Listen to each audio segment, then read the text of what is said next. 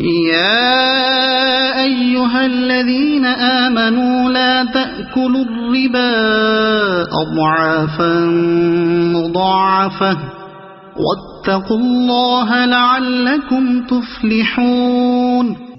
اے لوگو جو ایمان لائے ہو، یہ بڑھتا اور چڑھتا سود کھانا چھوڑ دو اور اللہ سے ڈرو، امید ہے کہ فلاح پاؤ گے۔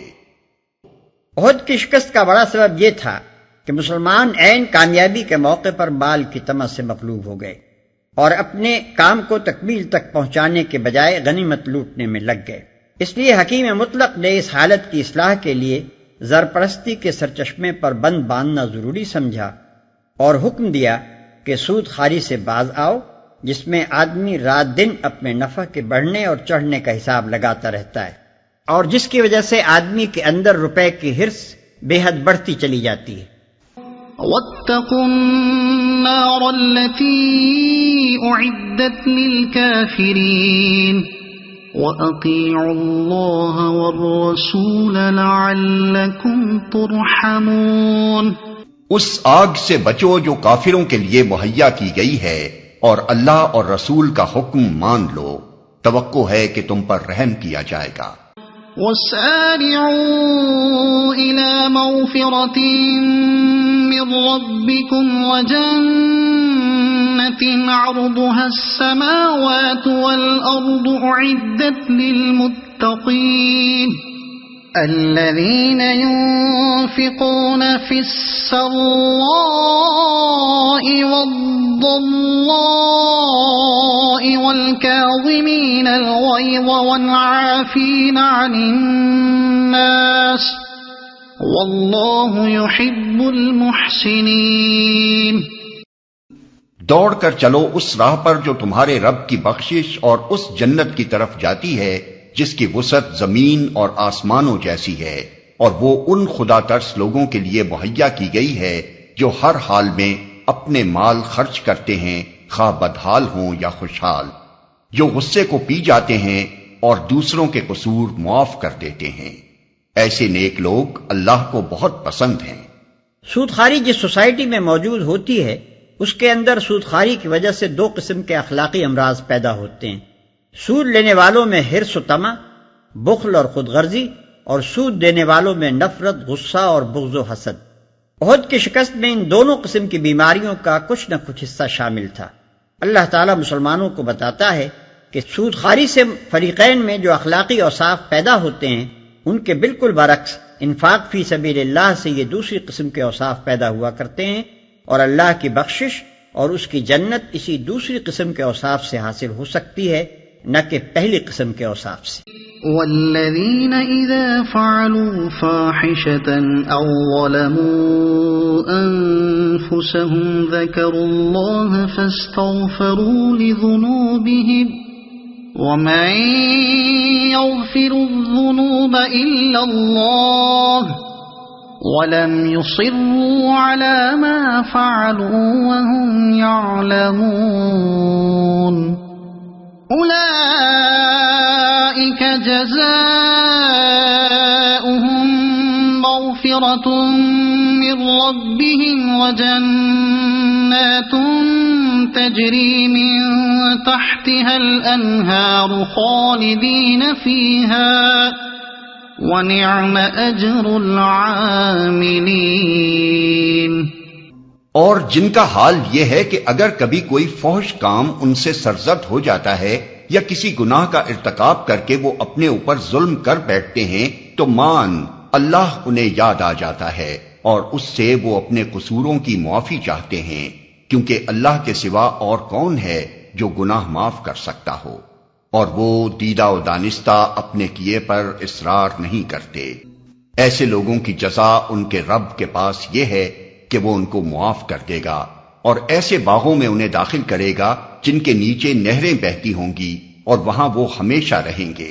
قد خلت من قبلكم سنن فسيروا في الأرض فانظروا كيف كان عاقبة المكذبين هذا بيان للناس وهدى وموعظة للمتقين المتقين ولا تهنوا ولا تحزنوا وأنتم الأعلون إن كنتم مؤمنين.